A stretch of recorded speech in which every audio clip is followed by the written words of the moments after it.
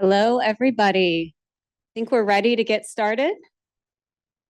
Thank you all so much for being here on a not so lovely weather day. Appreciate you all braving the elements to be here. Do we have our online audience with us, Kevin? I got a thumbs up. Okay, great. Thank you all again for being here. Welcome to our fall installment of District Dialogues.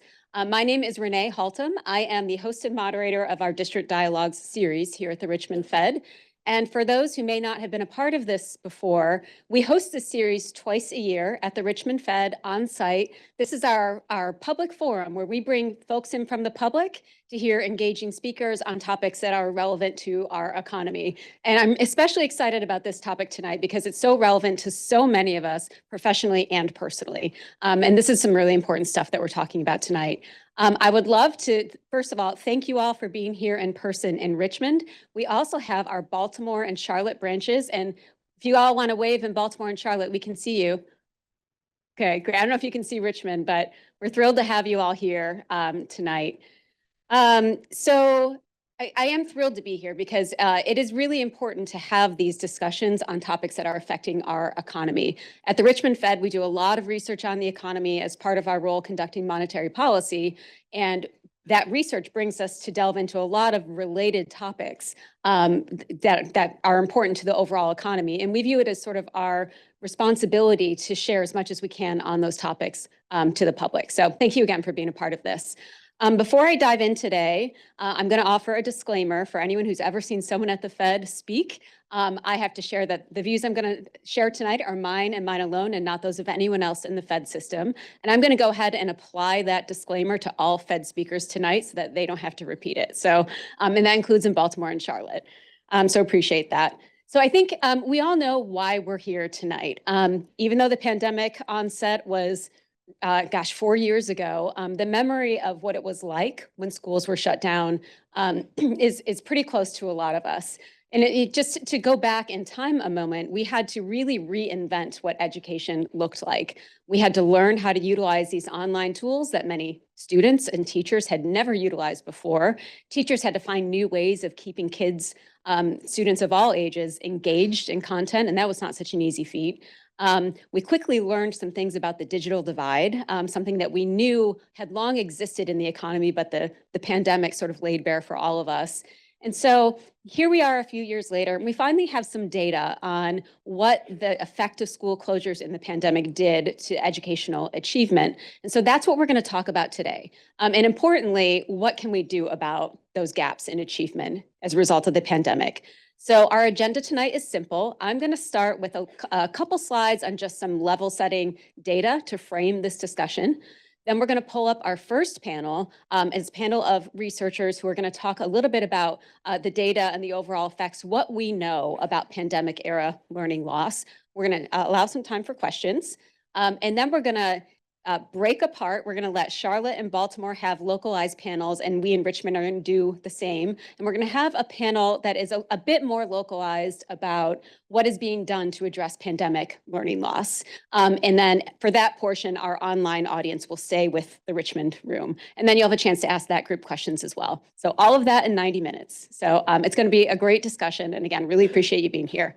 I think I've got some instructions for you all on how to engage with us online. Yes. So tonight we're going to be using Slido. And we're going to use this for engagement with all of you in person as well as online. So if you're in the room, please pull out your phones. And this is how you can submit questions. We're going to take all questions this way, and that's going to allow us to make sure we're hearing from all of our locations tonight. So please do take a moment, pull up either the QR code, or you can go to slido.com and enter in the event code. I'm just going to give you all a second to work through that. Okay. Maybe some thumbs up from people in the room when you feel you're in. Oh, awesome. Okay, that's great. Okay, so throughout the evening, we're going to start actually with a couple of polling questions from the audience just to learn a little bit about where you're all coming from today and some of your early thoughts before we've had this discussion around pandemic learning loss.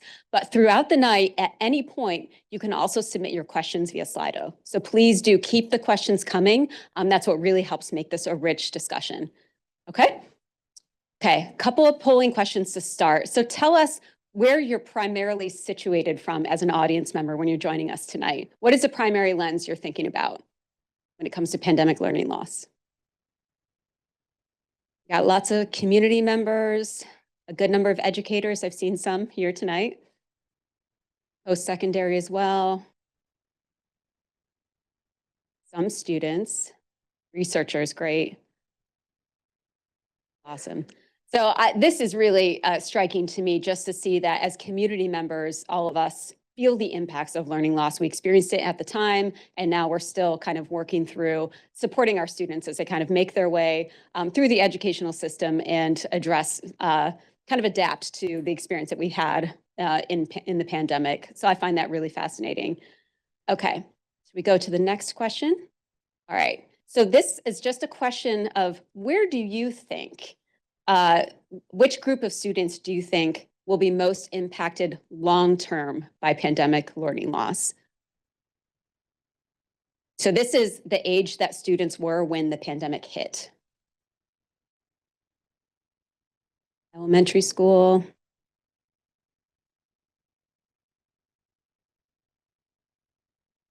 I'm a little surprised no one's entered post-secondary yet.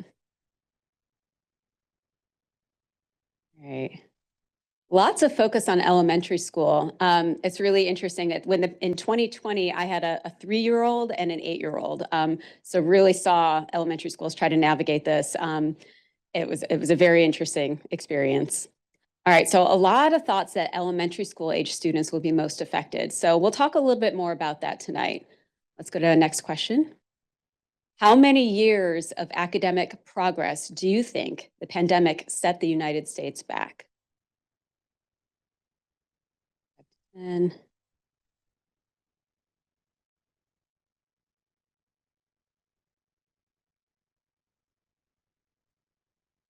5 to 10 years, less than 5 years, 10 to 20 years. And sneak preview, I will actually answer this question in a moment. It'll take some time to know what age of students, what age group was most affected long-term by the pandemic. 4 years is not long enough to say. This is a question we can at least start to answer. So I'll give you that answer in a moment. So the plurality says 5 to 10 years. All right, which is pretty significant, right? Okay. Great, let's go one more question, I think. So just your starting thoughts on this topic, rank the possible economic impacts of learning loss from most concerning to least concerning. I'll give this a minute.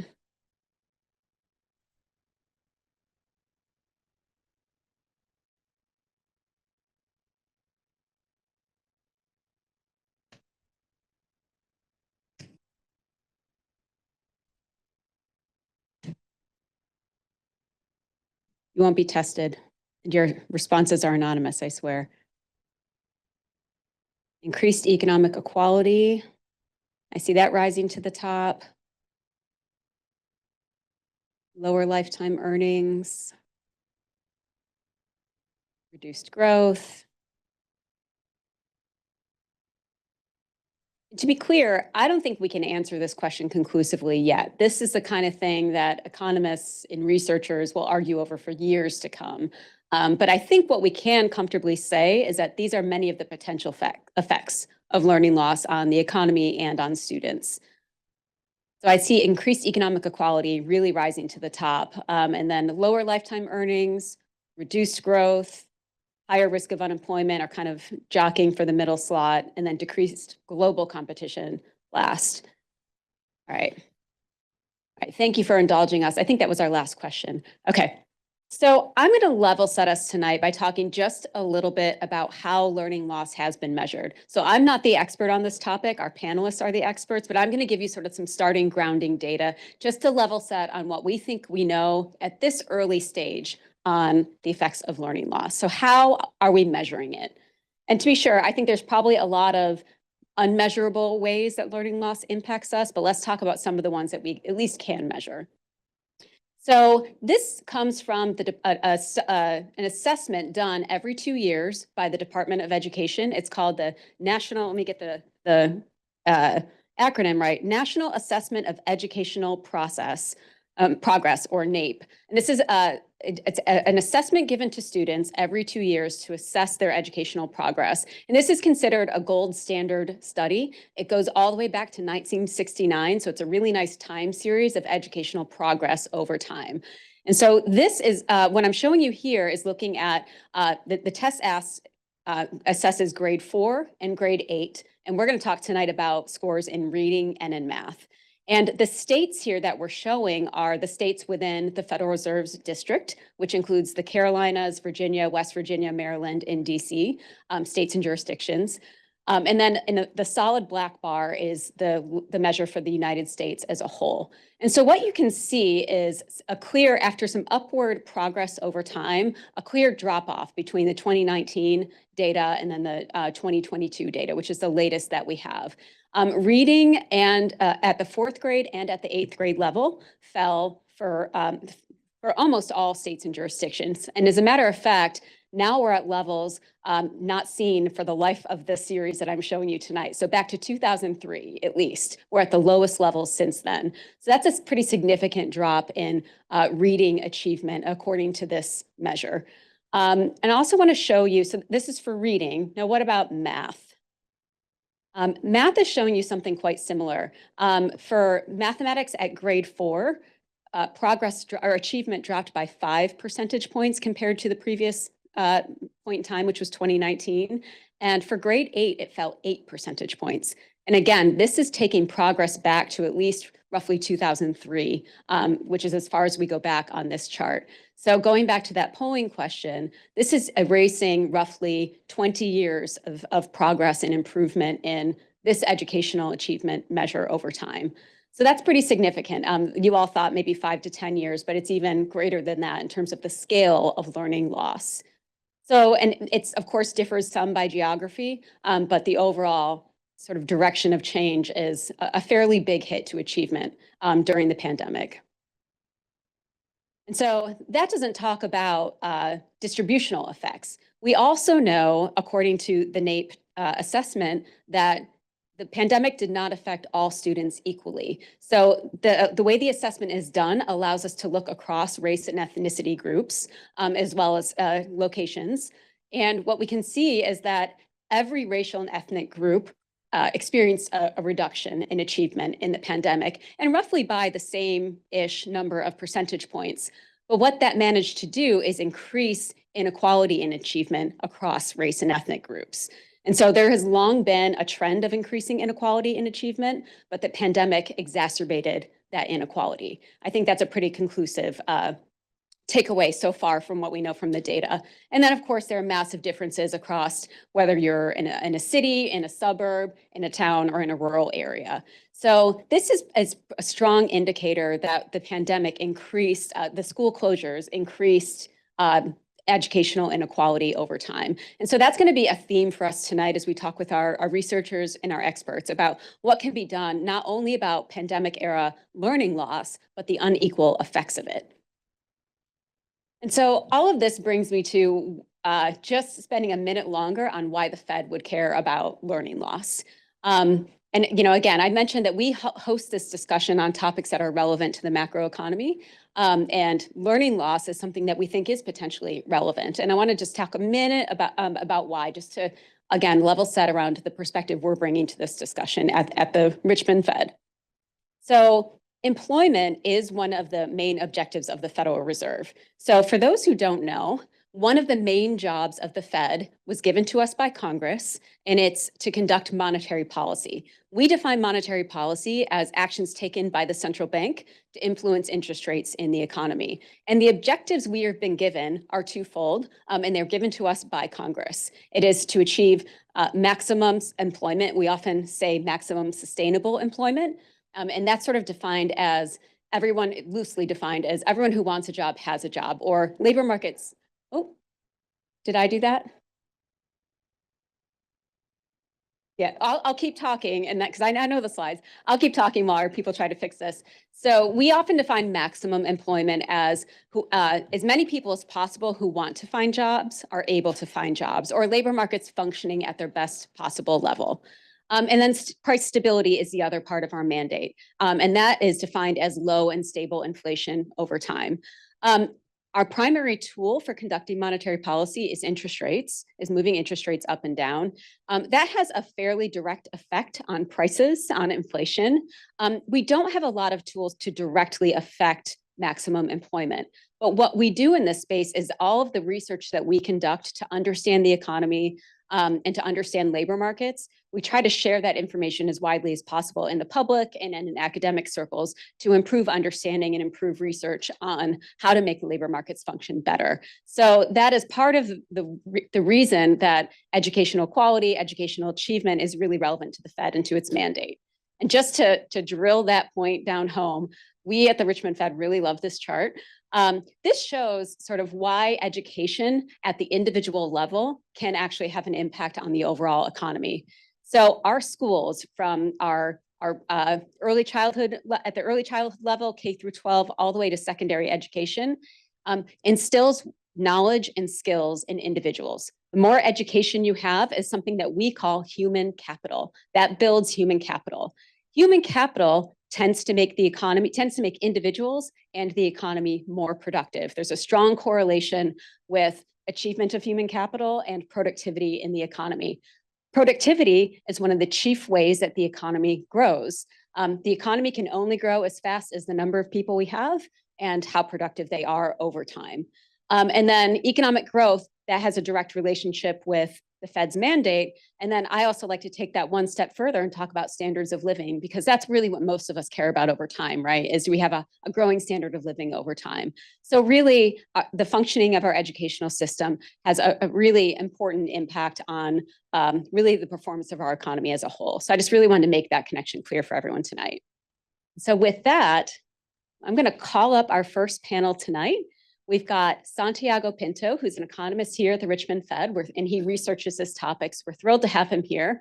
We have Leslie Boissiere at the Annie E. Casey Foundation, and then Luke Miller from the University of Virginia. So I'm going to call you all up tonight.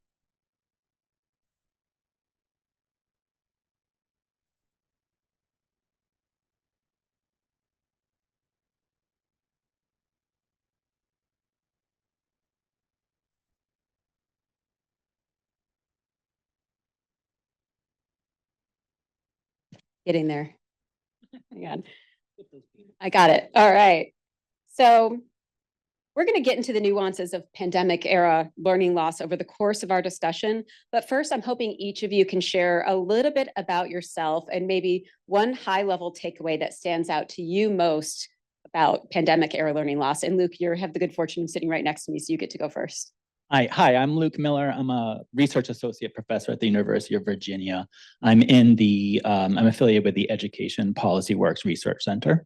And I have, for the past 4 years, been leading a federally funded study looking into the impacts of the pandemic on public education students and teachers here in Virginia.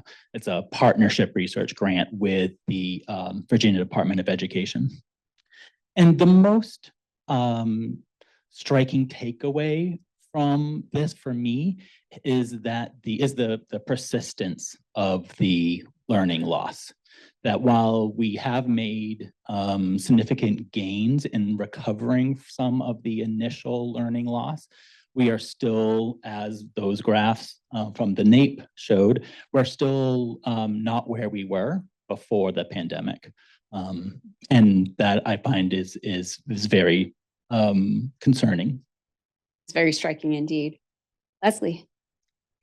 Hi, thank you so much for having me here this evening. My name is Leslie Boissiere, and I'm the Vice President for External Affairs with the Annie E. Casey Foundation. We're a national private foundation based in Baltimore, Maryland, and our mission is very simply to create a brighter future for kids, young people, and families. Every year, we put out an annual assessment of child well-being. It's called the Kids Count Data Book, and it looks at 16 different factors on child well-being in all 50 states. And we focus each year on a particular system, a particular problem. And in 2024, we looked at pandemic learning loss, both math and reading scores, but also what are the root causes, some of the things that cause children to show up not prepared to learn, the things that happen in the classroom, and some of the root causes like mental health and poverty that contribute to academic achievement. I think the big takeaway, or one of the big takeaways for me, is we simply as a country are not equipping children and young people with the skills that they need to succeed in school and therefore to succeed in the workplace. So the kids today are the workforce of tomorrow. And if we intend to have a strong economy, then we have to invest the resources in making sure that kids are prepared, and reading and math are the fundamentals of that preparation. Every state has had similar challenges, and certainly those in the Richmond Fed's footprint, and even here in Virginia, we're seeing challenges. So we simply have to do the work that we need to make sure that our kids and our young people are prepared. Thanks, Leslie. How about you, Santiago? Hi, how are you? Well, I'm Santiago Pinto. I'm a senior economist and policy advisor here at the Richmond Fed. And we started working on, obviously the Fed is interested for all the reasons that Renee already mentioned, but we started working on trying to quantify the impact of these educational disruptions early on in the pandemic. So we were looking at all possible studies that have been done in the past to try to predict what was going to be the impact. Obviously, we never experienced such a massive shock, so we were relying on estimates that basically came out of studies, of quasi-experiments and stuff like that. So the main takeaway, perhaps, that I would like to highlight is related to both what Luke and Leslie were saying. So we know the learning losses from the pandemic can have these long-lasting effects. And we know that there's a possibility that we can recover on average to pre-existent levels in terms of education. But let me emphasize on average, because there will be still people that are particularly being severely affected during the pandemic, precisely those students from younger kids, right? And kids or students from disadvantaged backgrounds. So even if on average we can go back to pre-pandemic or recover the educational losses, there will still a group of people that will fall behind. And this uneven recovery, it is relevant to the extent that we will have lower social mobility. So there will be less chances for these people to be able to access higher paying jobs or even access college level. So, and this is another layer that create even greater long-lasting effects in the economy. Thanks, Santiago. That piece about social mobility is a really important one to keep in mind. And I'll stick with you for a second. In terms of the impact of learning loss on the overall economy, what do we know about the magnitude of those effects, the potential magnitude over time? Yeah, so as I was pointing out before, even we wrote an article early on in the pandemic where we were trying to first get a number to say, okay, the lower amount of effective schooling, what was going to be the impact on test scores, right? And so we were trying to guess what was going to be the impact, and we kind of got it sort of based on existing literature, we got that number sort of close. But the idea is that these learning disruptions, they start by affecting in an individual, right? It has an impact on the economic performance of an individual, but these effects quickly ripple through and influence the entire economy. So again, as I was pointing out, we never experienced such a massive shock as the one that we experienced. So all the things that we can say are based on the literature on human capital that look at, for instance, disruptions in education due to wars, due to inclement weather, due to strikes, or even the decline in skills during the summer breaks. Those are kind of the estimates that we tend to use. But again, to the extent that we extrapolate this to what's happening, let me give you some numbers. So, for instance, this decline that in the test scores that Renee was pointing out earlier, so we see, like, for instance, in math, going back 8 points, and this means like losing, depending on the estimate, from 6 months to 1 year of effective schooling. So and then once we translate that into the literature on human capital and say, okay, what happens when you have less? What kind of that implies? Well, so it means that on average, people will be losing from 3 to 6% of their lifetime earnings. So imagine that if the lifetime earning of average American is around 1,800,000, so you can think of a loss in the lifetime of from $50,000 to $60,000. So, and again, some of the research suggests that this, as Lucas pointed out, this, for some people, these scars can be permanent. I mean, especially because when it affects younger kids, right, at a critical point of the development, right, it is hard to recover those losses that happen. So again, it is likely that this will have longer term repercussions. Some models out there perhaps said that only just due to productivity losses, perhaps by 2051, where these cohorts of people will be at their prime working age, the GDP could be up to 1.4% lower than it would have been without educational disruptions. And again, this doesn't account for other very important costs associated with, okay, so we will have more unemployment, we will have lower labor force participation for these folks that were negatively affected by the educational disruptions, and an increase in other broader social economic costs, for instance, like higher incarceration, higher arrest rates, higher teen motherhood, higher health costs as well, and a lot of reliance on social programs as well. Thanks. And so pulling on some of those threads that you mentioned, Santiago, to what extent is this just a blip in terms of the students that were affected when we shut the lights off and sent people home and changed our method of instruction and then turned the lights back on and went back to regular instruction? To what extent is it just a blip that affects those students versus a longer term shift in the educational system? So I think that's a great question. And unfortunately, I don't think we yet have the data to truly answer that with clarity and conviction. But of course, we can look at what we are seeing in short-term trends and project out what might be happening. And I'm worried that we may be seeing a paradigm shift rather than a temporary blip in educational outcomes. So my work has been in Virginia, so lots of my stories, my facts will come from this one state. But if you look at the third graders in last spring, in spring of 24, these third graders would have been in pre-kindergarten when the school shut down, and in kindergarten during the reopening year when Virginia was very heavy into remote instruction. 70% of those third graders in 2024 passed the math test. That was 12 percentage points less than the third graders in fall of 2019. So so you would like to think that they would have had less time in the system to experience some negative consequence of the shutdown and then the chaotic reopening year. They're still dealing with that. Some other hints of a paradigm shift around the way families approach education. We have in Virginia, homeschool enrollment is up 40%. And we still have persistent problems with chronic absenteeism, which especially among younger children, parents are the main driver of how a kid gets to the school building for school. So that hits home because my youngest is in third grade. So I'm understand where you're coming from there. Leslie, did you have anything to add on that question? Sure. So I'd like to remind us that even prior to the pandemic, nearly 2/3 of fourth graders and 2/3 of eighth graders were not reading and doing math on grade level. So this alarm bell has been going off for years. It's not new.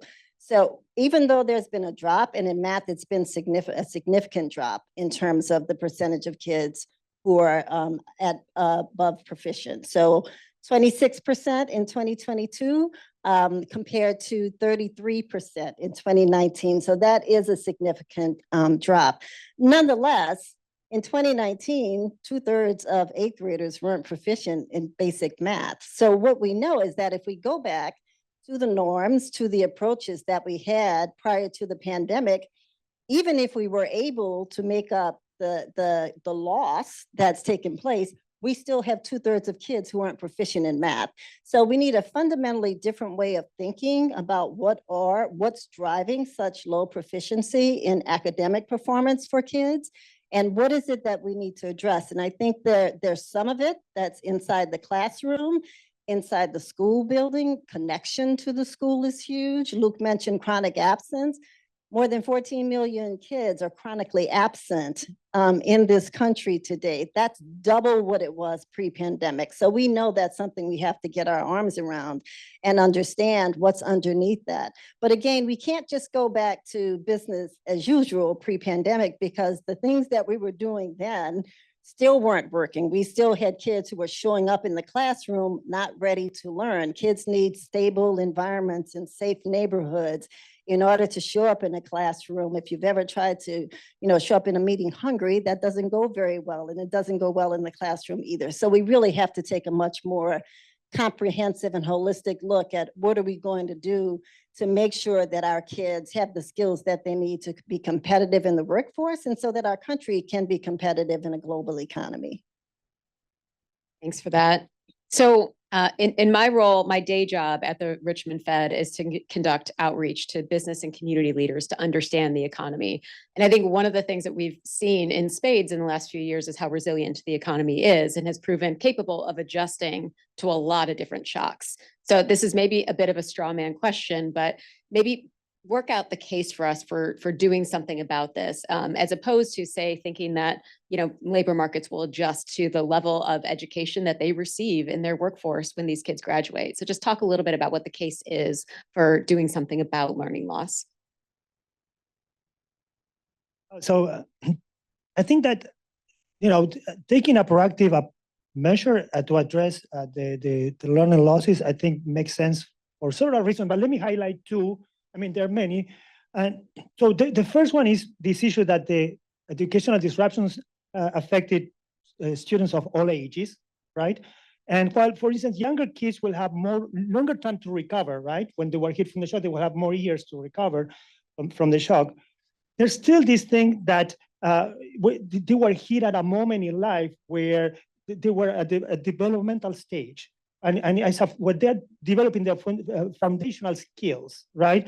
This is something that maybe we heard the expression of skills beget skills, right? So when you are hit early on in your as a student, right, that not only affects you there at that time, but it affects you the way that you can learn later on in life. So so if we delay any kind of proactive intervention, especially targeting these students, we might be getting into a deep hole, because it is, research is not quite positive about being able to overcome and recover those losses later in life. There's a window of opportunity, right? That is a long literature that work on early childhood education and those kind of things that if we miss it, it's hard to come back. It's got to recover. So research is not quite optimistic about, again, from a cost standpoint, I think that we are not doing any favor if we not address this immediately. And let me quickly point to the second part, which I think is also related to the change in paradigm. And this relate to, okay, so who are the kind of the natural stabilizers or who compensate whenever there is a loss, like in educational disruption? Well, like parents. Parents are the ones that compensate for any loss, right? Those are the ones that take into account the signals that are happening, right? And they have been able to moderate a lot of this negative impact. I mean, that's again something that's been happening for a while in the past, and it was more relevant here with the pandemic.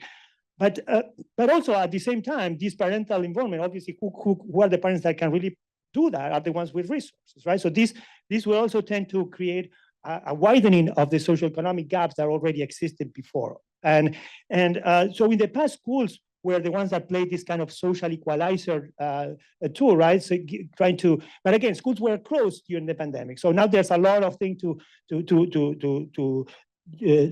regain a lot of the lost ground. So I think that not addressing these issues right now, I think will exacerbate the long-term cost. Thanks. And maybe I can jump a little bit into the research itself. So Luke, you've been studying the Virginia data in particular. What are some of the disparities you see in the data? So we have particularly looked at math in Virginia because the test didn't change between the last year of the pre-pandemic and the post-pandemic years. But we see the gap between white student achievement in math and Black student achievement on math, that the difference in the passage rate has increased by a third, increased by 6 percentage points. The difference between the passage rate between whites and Hispanic students has more than doubled. When we look at, and similar increases between students who are economically disadvantaged or identified as economically disadvantaged and those who are not so identified. When we shift over to English language proficiency, which is measured on English learners, historically, Hispanic English learners have performed at lower levels on the ELP assessment, and the gaps between their ELP achievement and the achievement of Black and white ELs has also increased. One last thing is that not all gaps have increased. So when we shift to teachers, which of course are very intimately connected to the learning loss and the recovery efforts for students. When we look at the turnover among teachers and we look at how the turnover differs between schools that have the highest concentrations of minoritized or economically disadvantaged students and the turnover of teachers in schools that have the lowest concentrations of those students, that gap in turnover has decreased. But of course, it decreased, it shrank because overall turnover has increased for everybody. So, okay, that's not the great mechanism for achieving a reduction in that gap. And so, Leslie, what are some other things going on based on the research that the Annie Casey Foundation has done that has led to some of these disparities?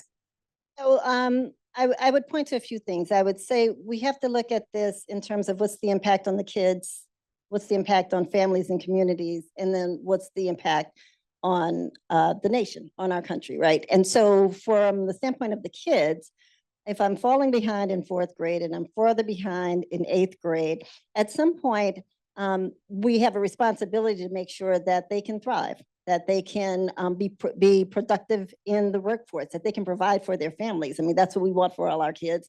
And I would say all of our collective kids. So that's one way to think about it. Healthy kids and families become healthy communities. So if we want healthy, stable communities, we have to invest at the lowest level in our kids, which contribute, and families as the mechanism through which kids feel safe and secure and can thrive. And then we've talked a lot about ultimately what the impact is on the economy. You know, when we look at demographic factors, right? We saw the data, Black, Latino, Native kids, the disparities have increased, right? And if we want the average to be higher for all kids, then we both have to raise the bar. We want at least, I would hope, 80% of all kids, 100% ideally, being able to be proficient in reading and math, right? And we also have to close the gaps for kids of color, right? We can't get there if we don't start to address some of these disparities. For low-income families, we know that poverty is a contributor to academic achievement. And so we also know what works. Like we know the effective policies, like the child tax credit, incredible bipartisan support as far back as I can think, which has been proven to lift families out of poverty and to give families the financial and economic supports that they need so that kids are showing up in the classroom prepared to learn. And then the other factor that I would raise is the mental health, right? The pandemic was trauma, right? It was, I felt traumatized. I don't know how you guys felt. I had 3 kids being homeschooled. So it was traumatic for me. And it was traumatic for each one of those children. And one day we turned the lights on and we said, go, right? But we didn't acknowledge the fact that maybe they didn't have the resources and the facility, right, to just go. And so at some point, we have to address the trauma they experience because trauma requires healing.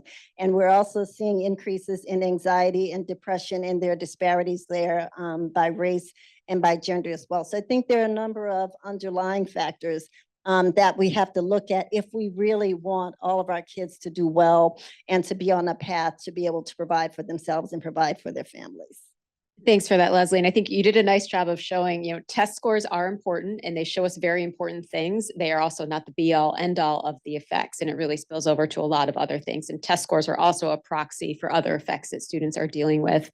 In our limited time left, let's turn to remediation. So Santiago, what does the research suggest should be done about learning loss? So research, I mean, there's a lot of research that came out and I think that that's one of the things that we should encourage even more. But the research that suggests that to effectively address the issues of learning losses, we need a structured, comprehensive approach that especially target younger students who are those that are have the greatest potential of recovery and the highest at the highest speed.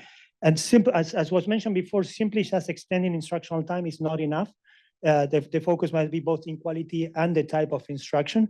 And again, to catch up, a lot of places have to not only go back, they have to even accelerate their pace at which they were doing before the pandemic. So the remediation strategies are varied and include some that are targeted tutoring, extended school hours, summer school programs, and small group instruction. There's also something to say about middle school students where there's a need to kind of focus on engaging this. There's a lot of disengaging, and so there will be programs targeted to address those kinds of issues. But so there are many remediation policies like tutoring programs that have been resulted very effective. But there are challenges implementing those remediations. So including the issue of reaching the right students. And you also want something to engage families. Families have to be on board because sometimes it requires extra time at school or extended school years or doing something along those lines. And also the issue of managing the logistics is not trivial. I mean, just to how you work with the school to kind of add this additional. So overcoming all these challenges, I think, is essential, especially if we want to scale up those kind of remediation policies. Great. That's really helpful. Luke, what policies and educational practices are being implemented that so far seem to show promise? So Santiago mentioned the high dosage tutoring. That has been shown to be, that's something that's been studied forever and has been under a lot of study since the pandemic. And the key thing there that research has shown is that that's best when it happens at school during the day. That is not an extra thing that kids stick around after school for or come in on the weekends. It's part of their day at the school. Strengthening connections between students and teachers, having the students feel that there's someone there to support them and care for them and value them. The family engagement that Santiago also mentioned, making sure that schools are creating an inclusive environment, that they are accommodating of families' very diverse schedules. As well as communicating and supporting families in culturally responsive ways. And then the last thing I would mention is the focus on social emotional learning educational processes, where schools are helping students develop 5 skills. And let's see if I can remember what they are. They are self-awareness, social awareness, self-management, interpersonal relationship skills, and I'm going to get there. The 5th one, hooray, is the responsible decision-making. That all those things, these things are not necessarily new interventions. They existed before the pandemic, but they have been receiving additional use and additional study and have been shown to be useful. Thanks so much for that. And Leslie, the distributional concerns that we sort of all been talking about, do these policies and practices, do they work to address the distributional concerns, or is an additional or different set of interventions needed? I would say yes. I think the research and evidence shows that high dosage tutoring is absolutely effective, that parent engagement is essential. So everything that's been mentioned will absolutely address the distributional effects. What parent engagement looks like in Baltimore City is probably very different than what it looks like in a more rural county. And so what becomes critically important is how do we target those interventions, right? Because there's no cookie cutter, one size fits all. We tried this and it's going to work everywhere. I would challenge you to really think about how do we target those interventions, right?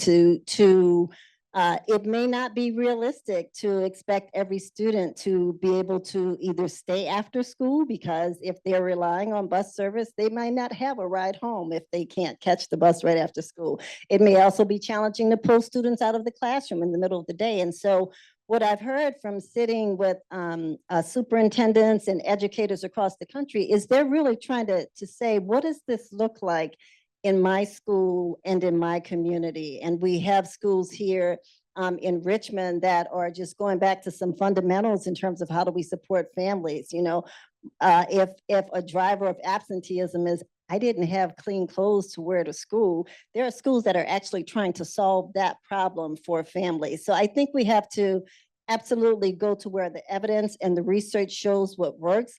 But we also have to think about what's the context that we're applying that to, and how do we target those interventions? And if we do that effectively, and we look at other models like community schools provide wraparound supports for family. I'm not saying every school has the resources to be able to do that. On the other hand, we know it works, and we know it works particularly for low-income families and for families of color. So we really have to think about how do we target interventions to the context, to the particular set of families that we're working with, if we want to address this problem comprehensively. Thanks so much, Leslie. So I'm hearing a lot about high dosage tutoring, tailored interventions, and I think our second panels are going to get to that. Reminder, we're going to go to Q&A in just a moment, so please do submit your questions. We have some excellent ones coming in. I want to ask two more, hopefully quick questions of this panel before we jump to Q&A. All of these interventions clearly take resources, whether time or financial resources. So Luke, what do the research suggest, or what do we know about who pays for these interventions? Especially, I think about the trade-off in time. Students only have so many hours in the day. How do we think about that? Yes. So, right, we've all heard about the resources that are needed for successful implementation of any of these interventions, right? You've got the money, the finances, you've got the people to run the program, to do the intervention, and then you have to have the time for that. So with high dosage tutoring, I was saying earlier, that research suggests that it's best to do that during the day, which means those kids are not doing something else. The research has shown that for whatever they were doing versus spending that time on tutoring, that's a good trade-off if our goal is to improve their achievement. But as we think, I think there's less clarity in the research about, well, what exactly should we take time away from for these kids? As well as if we are running out of the money that paid for a lot of this tutoring, the ESSER funding, and if we're going to still continue the program, where are we taking that money from? And there's not clear evidence, I don't believe, that I'm aware of, that says, oh, you should be taking the money from this program or from that thing. Which brings me to the last point I'll make about this trade-off issue, which is, as we are talking about these interventions, I said that most of these things are not brand new. They've been around. Community schools has been around for a long time. Very intensive support system that is built into those schools.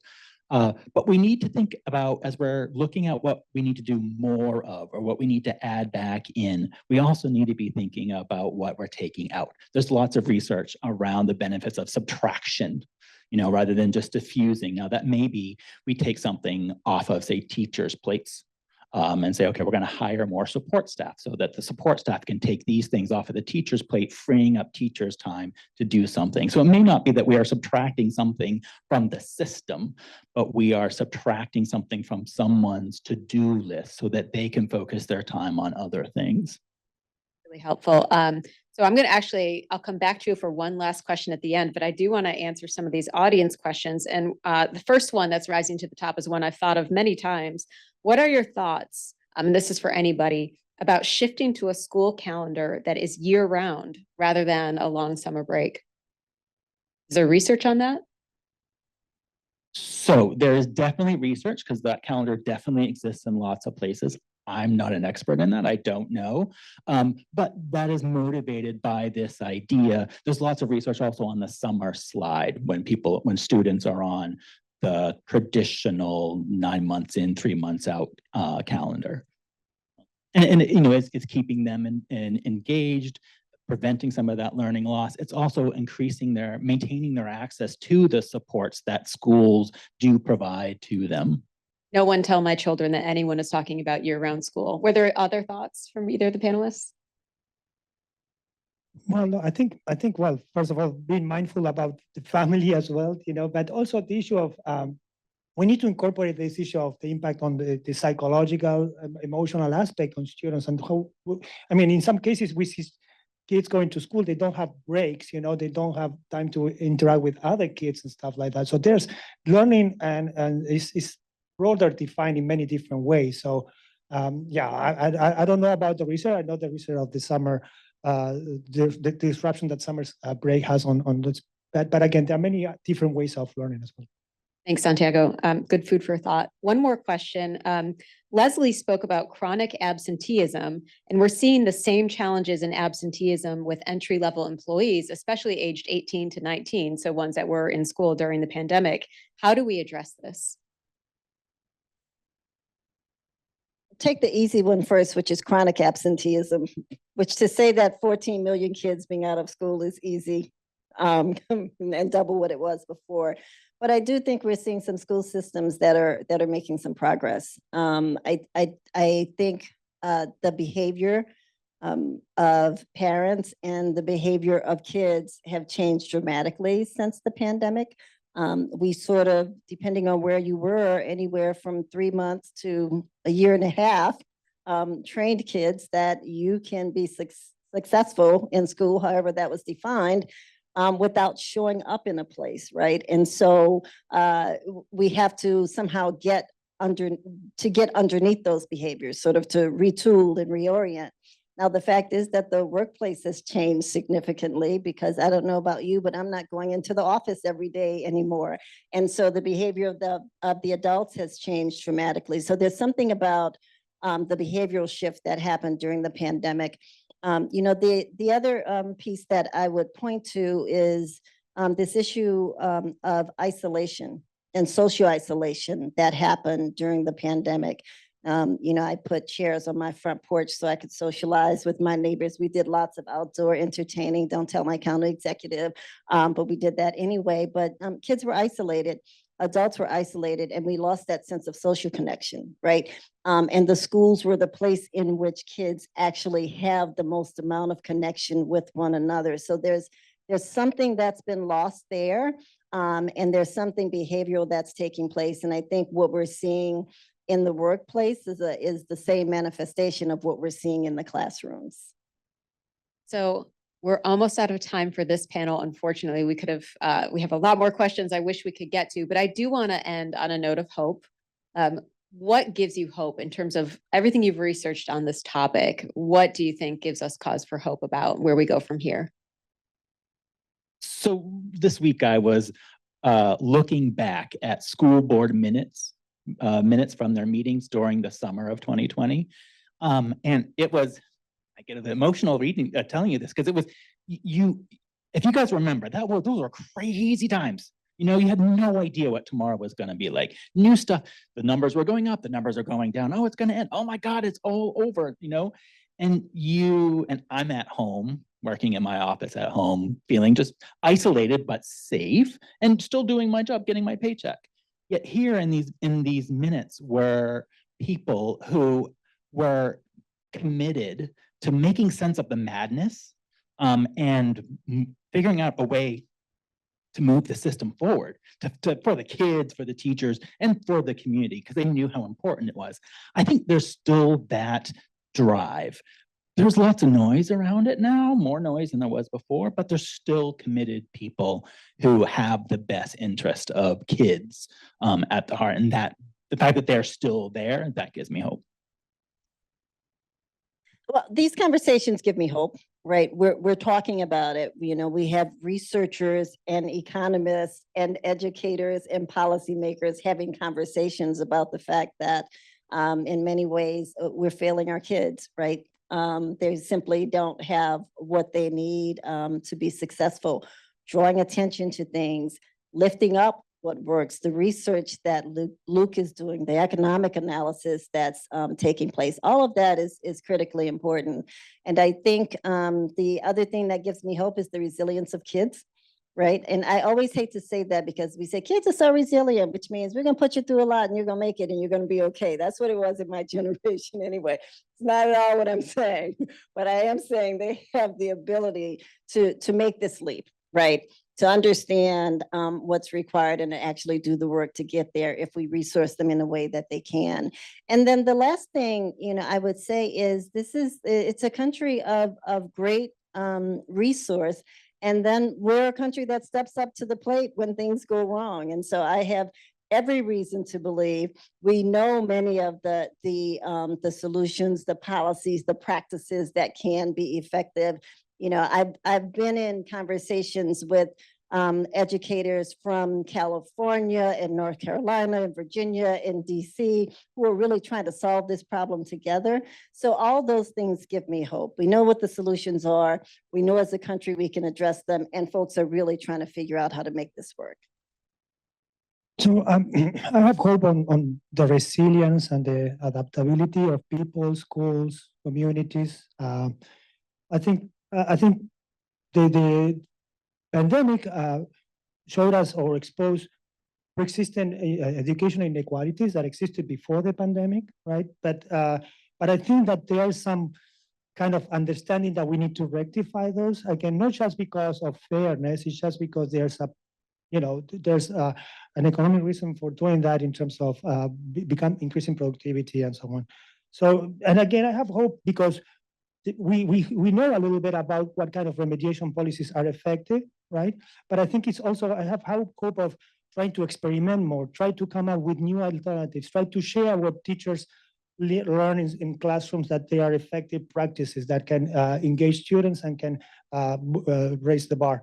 So I mean, the hope also that I have is that this collective focus that we have on educational recovery is still strong, keeps strong, and doesn't fade away. It's not that we just want to forget the pandemic happened 4 years ago. Now let's go back to business. I hope that it's an opportunity to start changing things that in some cases they were, had problems even before the pandemic. So I see this as an opportunity. Thank you all so much for your insights today. Please join me in thanking Luke, Leslie, and Santiago. Appreciate it. Thank you all so much. And so at this time, we are going to say goodbye to our Baltimore branch and our Charlotte branch, and they're going to break off and have their own more localized conversations. And I'd like to call up our second panel here in Richmond. Thank you, Baltimore and Charlotte, for joining us. And then I think so we've got Leah Ortiz from Chesterfield County Schools, David Doré from the Virginia Community College System, and Robert Nomberg from Virginia Learns. So please join me up here. Thank you all so much.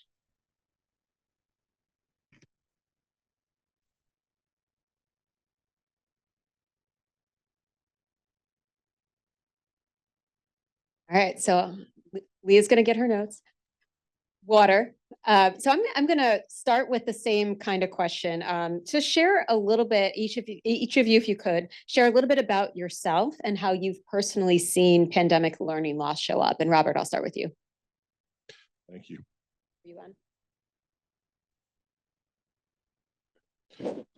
Robert Nomberg, the President and CEO of Virginia Learns. We are a relatively new statewide nonpartisan nonprofit created just before the pandemic. And our mission is to help ensure that Virginia's public schools are more innovative, more relevant, and more equitable. And our board went full steam ahead in tackling many of these issues, including a high impact tutoring initiative a year and a half ago. But how I see learning loss, not only at work, but also I've got now 2 high schoolers who started out the pandemic in middle school in 6th and 8th grade. And we've watched their challenges, their progression, and they're trying to navigate all this with themselves and with their peers, just trying to be normal teenagers. So it's not only as a professional, it's also personal. So I think a lot of us feel that way. David. Thank you. Good evening, everyone. David Doré, and I serve as the Chancellor of the Virginia Community College System. And I came to Virginia in April of 2023. So I actually spent the pandemic in Arizona, where I was a president of a community college district there. And I, so my perspective is really from the post-secondary perspective, but I think really a number of areas, and I'll just touch on some academic, then some of the social, emotional, mental health, and then even how the pandemic learning loss impacted our students financially. So I think academically, I really concur with all of the previous panel and the research that what we're finding pretty clearly across the system is students are coming underprepared in math and English, right? And I think one of the challenges also is that grades are not necessarily indicators of their preparedness, because I think we saw some grade inflation, if you will, during the pandemic. And so I think students are being misplaced or misplacing placing themselves into math courses that they're really not prepared for. And we'll talk about some of the interventions. And then, of course, English skills as well. But in terms of academic, another big area is students are coming really not with the same skills to even, how to learn, right? And so I think what the faculty are finding is, number one is that students, they expect to get a grade maybe by not doing the same kind of standard work that we would expect at the college level. So I think that's one, is that their expectation of how to get a grade is really not where it should be. The ability to actually do the work, I think, in having these study skills, I think what the faculty are finding, we're really having to reintroduce students into these like student success courses and have them learn how to learn and really how to be more disciplined. And so I think and there's a lot we could talk about there. But then this other whole area of the social and emotional, I think, and our faculty are dealing with behaviors that they have never had to deal with, I think, before. So in terms of students becoming anxious in the classroom, and some of these behaviors that our faculty really were not seeing prior to the pandemic. One of the things, when I came to Virginia, I did a tour across all 23 colleges, talked with student groups at every one of our colleges. And one theme that every student group that I talked to was this mental health. I mean, they are crying out for mental health assistance.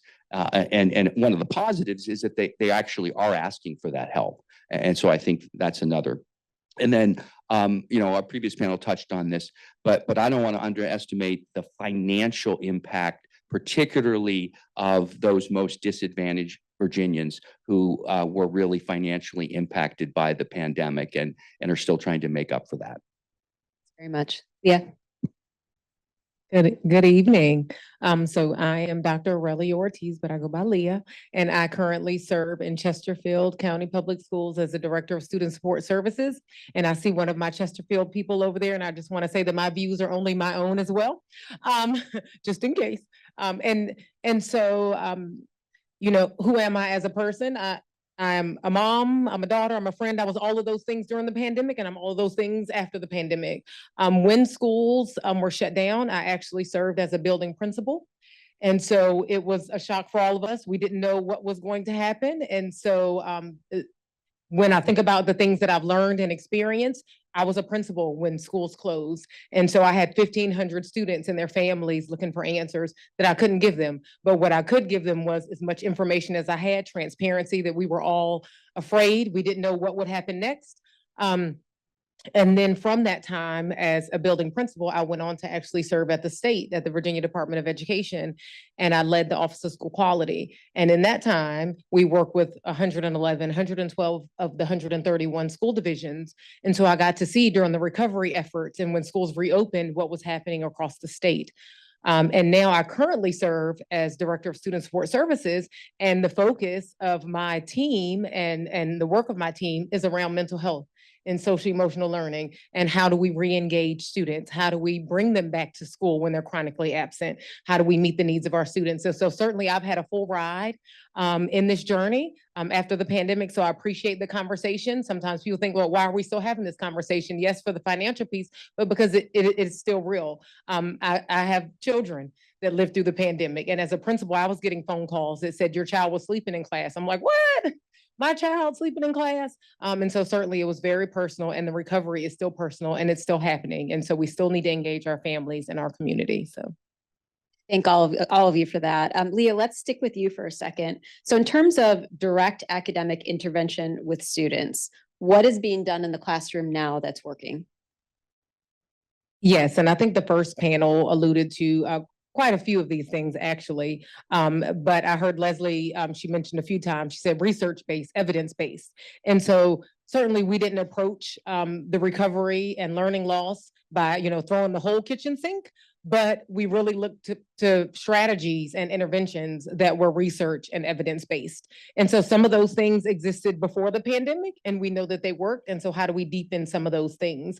And so we know that small groups worked before the pandemic, when there were opportunities to have co-teaching in classrooms or blended learning in classrooms. And co-teaching may be another teacher, it may be an instructional aide, but that allowed some of those smaller groups and teachers to work with smaller groups of students that maybe had similar deficit skills. So some of those things were already happening pre-pandemic, but certainly the use of data to assess students and formative data, not necessarily the standardized tests at the end of the year, but formative as you're going along the way to decide what are they missing, what do they need more of, and some of the tiered levels of support. So in schools, oftentimes, and again, I'm in Chesterfield, but I've seen divisions across the state, you'll hear multi-tiered systems of support, or you'll hear some sort of tiered support model. And so what happened prior to the pandemic is we had a tier 1, a tier 2, a tier 3, and the most intensive was up there in tier 3. Well, now we know that that model has almost flipped. And so where we think that this tier 1, that our students are coming in knowing all of the math and all of the reading, now we see that there are larger deficits. And so we see more students in what would be our typical tier 2 or our tier 3. And so some of that blended learning, the technology piece of it for academic intervention, and then you know, we heard a lot of that high dosage tutoring, one-on-one tutoring as well. So great segue to Robert. So one of the things that Virginia Learns does is high dosage tutoring. So just help us understand what that looks like and how you see it helping kids catch up in math and reading. And just to further define it, so when we talk about high dosage or high impact tutoring, it follows a very specific protocol if done correctly. Some of this was mentioned earlier. It's done during the school day. Why? Because we still have a massive issue with chronic absenteeism. We're not trying to force children to stay after school, right? Some of them aren't even in school. So this is done during the school day. And at least in our program, and this is certainly best practices, we will not take a child out of an elective. We won't take them out of another core class. Many times there are, it's called double blocking. So a student will have a longer period of math or English, or they'll have math or English or both every day. So we're providing the support during one of those blocks. So they're not missing anything else, certainly not missing an elective. Again, chronic absenteeism. A lot of kids are coming to school for those electives. We don't want to take that away from them.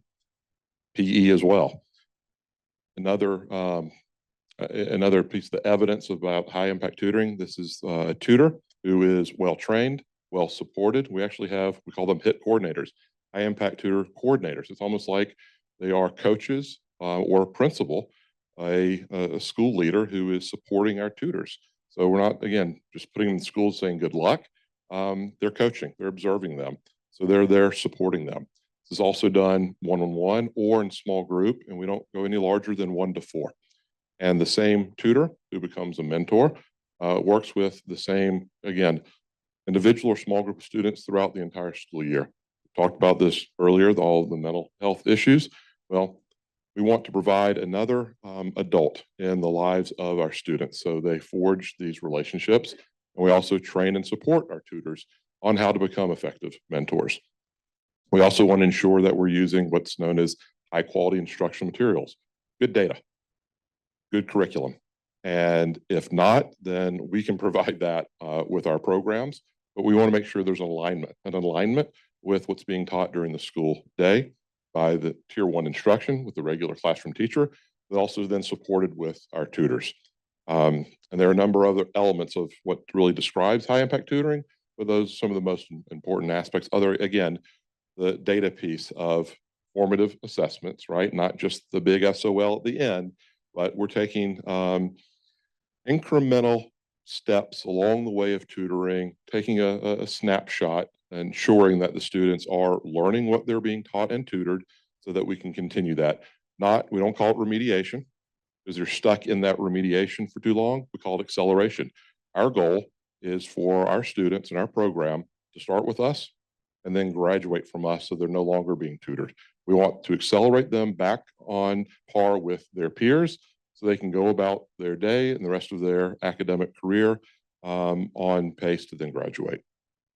So while you've got the floor, Robert, so your nonprofit is funded in part by the business community and community leaders. So what do you hear them saying about why they've come to the table on this issue, especially given that the direct dollars they may fund you with may or may not come back to them directly? So how do you hear them expressing their interest in this? If we're doing our jobs and the system works, then it does come back to them, right? Because we now have students who are back on track to graduate and in the position to then do what they want to do with their lives, whether it's military, whether it's going straight to their jobs, or some type of post-secondary, whether 2 or 4, or credentialed, or just that path, that ladder, right? So indirectly, we hope that they are then making an investment, or as we say, we're paying now or we're paying later.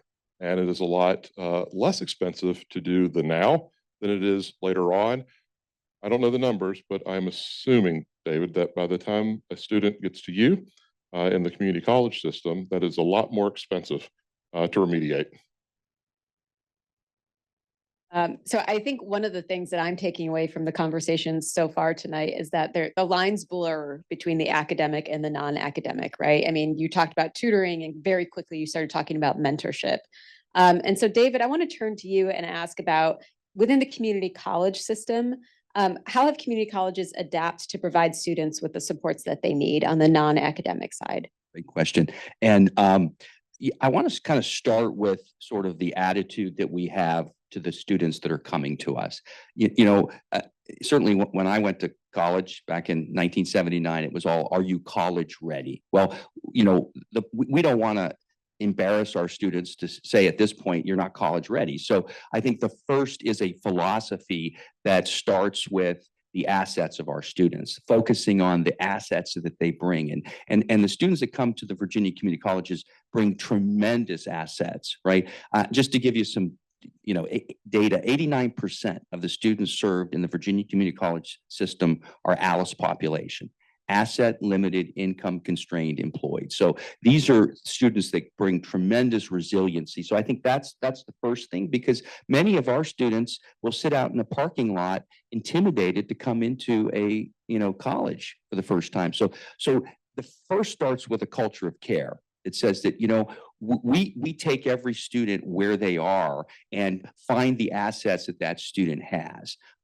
So that's, I think, a philosophical and my goal is to make sure that every single employee knows that is their role. Their role is to make a student feel cared for and welcome in the Virginia Community College system. And if you see a student that's afraid to stand out in the parking lot, go introduce yourself. Tell them to come on in. Take them over and show them. So I think that's a first key.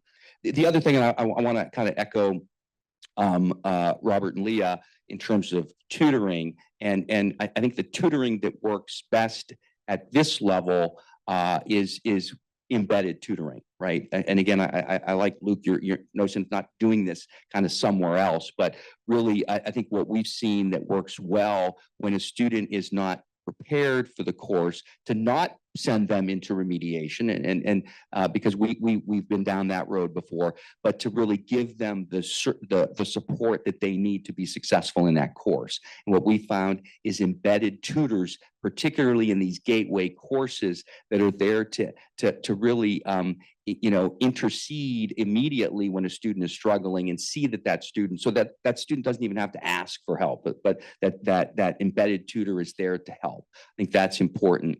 And I think what we're seeing is that kind of scaling throughout. And what we have found that works is what we call co-requisite support, right? Again, not to send a student into remedial, but to give them that co-requisite support.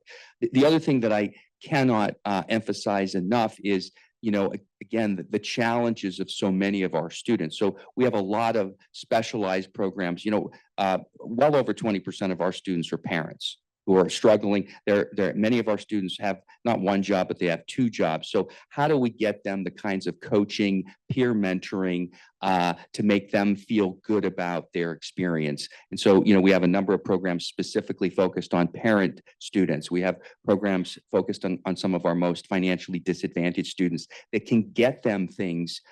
Something as simple as for us, getting a student a bike so that, in the rural Southwest Virginia, so that they can actually get to a community college. So those wraparound, assistance as well.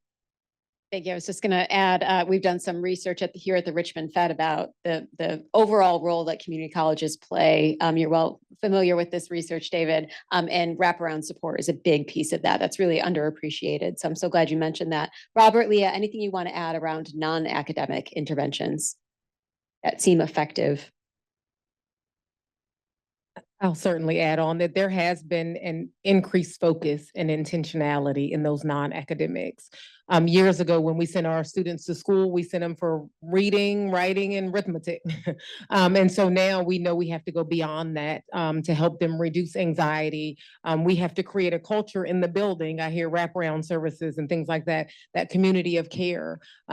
But also just when we're thinking about the non-academic, we also know that schools are not 24/7 entities. And so we really need to involve the community in that. So we hear mental health, but mental health does not start and stop with a school counselor or a school psychologist. And so at some point the school doors close, but then again, just like the pandemic, we send them back right into the building. And so really asking for that community of care. And then really, I'll tell you in Chesterfield, we focus on restorative practices. So we really want our students to be re-engaged with school. So we really are intentional about creating those non-academic support so that we can focus on the reading, writing, and arithmetic. So follow-on question here, and the first panel touched on this, but I want to ask you, because in many cases you are directly interacting with students. Are these interventions equally effective at all parts of the bell curve in terms of the distributional effects? Meaning, of some of the distributional effects we talked about, is it the same as is it a case of doing all this stuff, but just more where the effects have been deeper, or different types of interventions needed in places where the effects have been hardest? I'll certainly jump in first on that one, gentlemen, if you don't mind. And so thinking about the equal distribution, we definitely do not advocate for more of the same. I think we all can agree on the definition of insanity if we all do the same thing over and over and expect different results. So that is certainly not the goal. But when we're thinking about what's effective, I would certainly say that the mental health support coming from that angle, finding out what they need, and really, how do we engage our families? And so many divisions have created a family engagement office or person, because we know that in order to support the student, we are really truly supporting their family. And so someone mentioned chronic absenteeism. Well, in elementary school, they can't drive themselves to school. That's not a thing. And so we really want to engage our parents. We want to inform them. We want to teach them. So we have conversations that say, if your student misses 1 day a month, 2 days a month, when you do the math, and now they're chronically absent as defined by Virginia standards.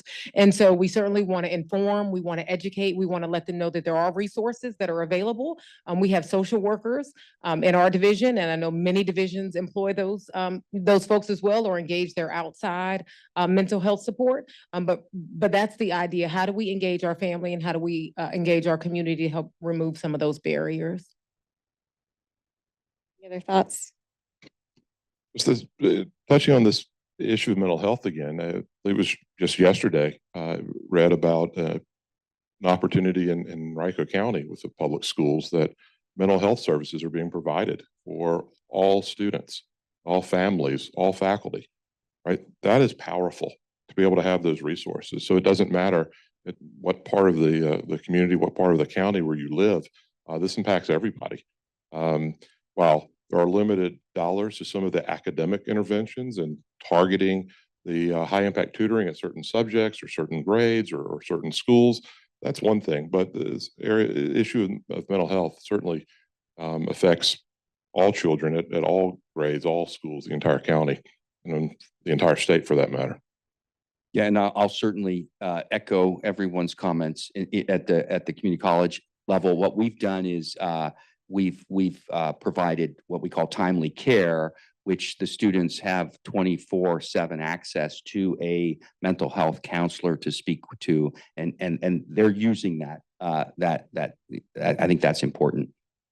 So one curiosity I've had throughout the pandemic, you know, as you talked, David, about the different expectations that kids now have around what it takes to be successful. Maybe there was grade inflation. Maybe they then go to the workforce and have different expectations about what it takes to be successful. How do we know that this is due to the pandemic and not due to maybe generational changes or the impact of social media? What have you seen that makes you think this is really about what we experienced with the pandemic? Yeah, I mean, I don't, to everyone's, I don't know the answer to that question. So I don't know if this is a cultural shift. What I do know is that, you know, whether that's the pandemic or the cultural shift is people are questioning the value of a 4-year, very expensive baccalaureate degree. And what we're seeing in the Virginia Community Colleges is an explosion of the growth of short-term credentials. And I think what we are seeing, what I think is a paradigm shift, is the debundling of the degree, right? And that's what we're seeing in the Virginia Community College system. Our fastest growing area is the Fast Forward program, which is the workforce credential program that is funded by the Commonwealth of Virginia. These are short-term credentials that will get a student employed into a higher wage position in as you know, as fast as 6 to 12 weeks. And I think the new model is then stacking that to a continuation of a career. And that's serving our students well, who probably, you know, just don't have the luxury or the financial capability to go full-time to a 4-year institution. So I think that is a shift that I think is a more than a pandemic shift. Regardless of the cause, here we are, right? So, you know, Leah, you did a great job of talking about, you know, from your perspective as an administrator, how tricky it was in the pandemic and just figuring out what to do next. And all school districts and parents and families were just doing the next right thing. And in many cases, pandemic was unprecedented. I'm sure there were some lessons learned and for each of you and the work that you do in helping students along. Is there anything that you can, with the benefit of hindsight, look back on and say, well, we learned that this works, or we learned that this doesn't work so well? Maybe Leah, I'll start with you. Absolutely. There's so many lessons learned. We would need a whole lot longer, but what I can say is what it affirmed is that the educators that are in the business of educating and serving, they are truly leading with love. And so if I can encourage you to do anything, it's love and support your educators, your public school educators. They are servants. And so I would say lessons learned, that the only constant is change. But looking back on things and seeing where we are now, it's about professional learning. I think Luke mentioned, you know, the teacher attrition and that we're losing teachers. And so that's why I say be kind too, because they don't stick around. So if you all are seeing 18 and 19-year-olds that don't come to work, we're seeing that in our schools as well. And so, but when we think about professional learning, it's building resilience in our teaching staff as well. And not just resilience in the teaching staff, but teaching them. Some of our teachers, 15, 20, 30 years in the profession, they had to switch to virtual learning and remote learning too. And so they had been accustomed to paper, pencil, maybe we got a PowerPoint every now and then, but then they also had to go to completely flipped classrooms. And so being able to provide professional learning to our staff and give them the things that they need so that they then can turn and meet the needs of our students. And so there has been an increased intentionality in professional learning and helping our teachers to get what they need. And so in hindsight, as a principal, that would have been something, but we see it more now. And I just want to keep folks encouraged and just say, encourage your teachers, encourage your educators, encourage your principals, because it's truly a labor of love. My daughter's elementary school, they say, kids, we love you, teachers, we love you more. It's their kind of tagline. David, how about you? Yeah, I want to kind of echo Leah, and I want to come back to something that I learned from one of my mentors, Fred Rogers, when I was a young high school teacher back in the early 1980s, that love is at the heart of all learning. And I think our students, you know, whether it's the K-12, but certainly at the community college, they are just hungering for somebody that really cares about them and that somebody's going to take an interest in them. And that is so crucial. I think the other thing that I learned as an administrator is that, higher ed is known for moving really, really slow. And what I learned in the pandemic is you can actually make decisions really fast and they can still be collaborative. So I think that has served me well as well. Where to begin with this one? Let me go back to something that David alluded to earlier, and that's this paradigm shift when it comes to the way of credentialing. Like, what have we moved to in many states? I know in Maryland and thankfully in Virginia as well, is in many cases, we're now skills-based hiring, right? Back to this reducing the importance of a four-year degree and how important that is for the first jobs for so many people. And then it was something that Leah touched on about the professional development. Whenever there's a crisis, what do we do in education? We slash professional development budgets first, right? And then they never come back. Well, what do we need now more than anything as we think about a new generation of educators or the current generation of educators having to do new things, different things? Well, we've got to invest in that time in order to properly train them. In the for-profit world, the money is there, right, to retrain, retool, regenerate, rethink how we operate, because if you're not innovating, then you're dying. But we don't afford the same thing with our public schools, and that has to change. And I could probably keep going on this one. I'm sure we could all go for a lot longer than we have the time for. We're going to turn to audience questions in just a moment, so please keep using Slido, enter your questions in our last few moments here. But I want to re-ask a question that we posed to the first panel about sort of who pays for all of this. And without asking it, I'll ask it maybe in a different way, which is, what do you think the evidence shows or your experience shows about the right trade-offs to make as we try to find the resources to address these issues?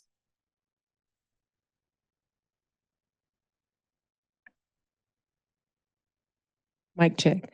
I don't know that I can answer the trade-offs, but I know what we have to do is we have to continue to invest in education.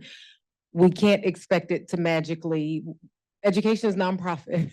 It's not for profit. And so we have to make the investment if we want our schools to reimagine what education can look like and have a renewed spirit to educate our students and retain our teachers. We just have to be willing to make the investment. And so I don't know that I can say a little bit less of this. Luke said, well, maybe you can take something off of someone's plate. We do need things removed. And I think our policymakers, if they would listen to our educators, they would hear some of the things that could possibly be removed from plates related to accountability and assessment. And so while we still want accountability and assessment because it has to be there, we have to be able to see NAEP scores and see where we're trending. But there are some things that probably could take a back seat if we really want to reimagine what schools can be. But we can't take our funds away from schools and put requirements on schools. For example, you put I say you, not you all, but there are requirements on schools related to literacy or mental health specialists. And then they might provide funding for 1 year, 2 years, ESSER ARC cares. And then when that money is gone, we kept talking about the ESSER cliff in Chesterfield. When the money is gone after 3 years, do we slash all the mental health positions or do we move, rob Peter to pay Paul? So we really need to invest in education and mean it. Yeah, I'll kind of echo Leah again. And from our perspective, last year, the Virginia Community Colleges, we served a little over 232,000 students across the system. And I would argue that our students are some of the most difficult to educate because we are not selective. We take any student that shows up at a Virginia Community College.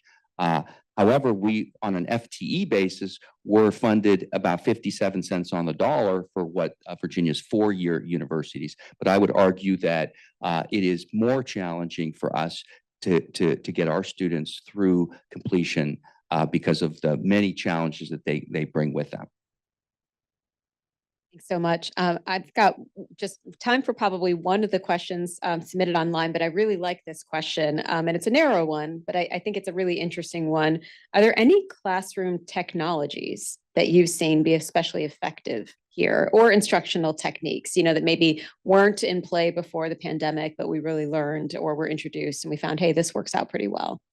Anything you've seen? I'll just jump in because this is all the rage everywhere across our system and in higher ed is, how do we leverage artificial intelligence, number one, to give students much quicker feedback and, kind of that iterative process that you can do, whether that's, a welding student, you can do so much now with AI in higher ed.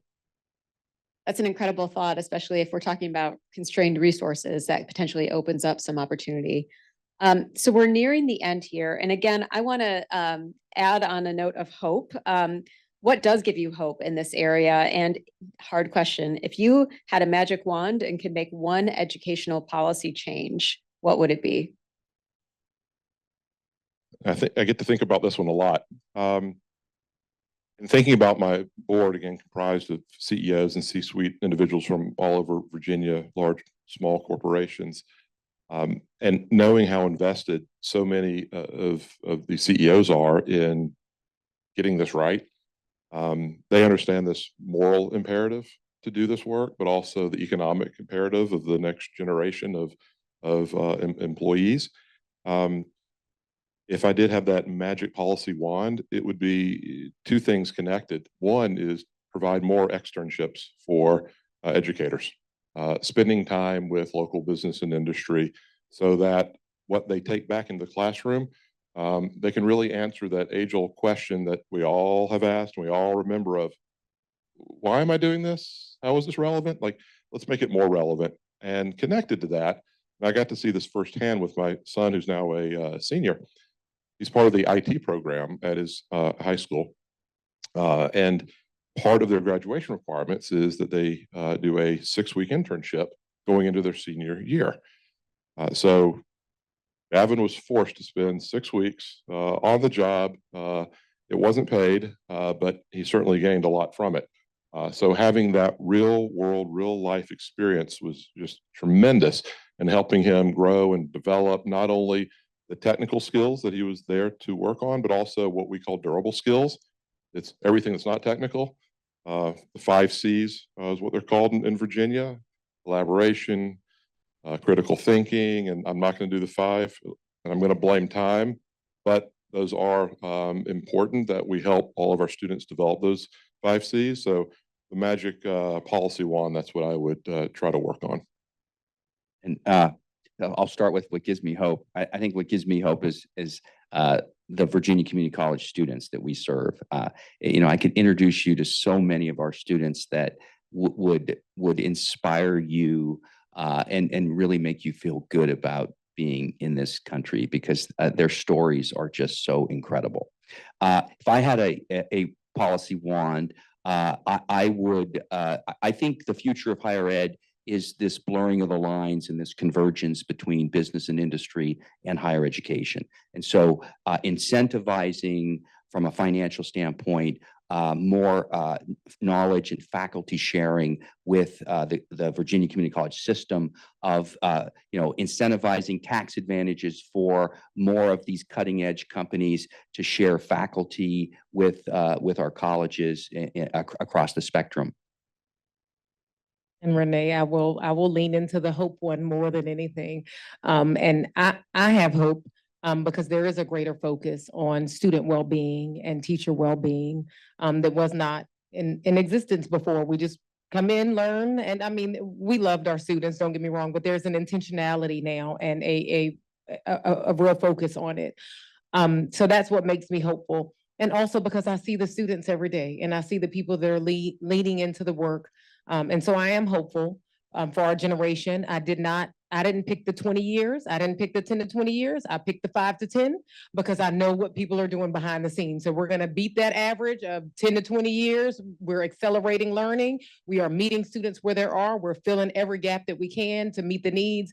And so I just believe in public education. And so I am hopeful. Well, with that, we're out of time. Please join me in thanking this incredible panel. Thank you.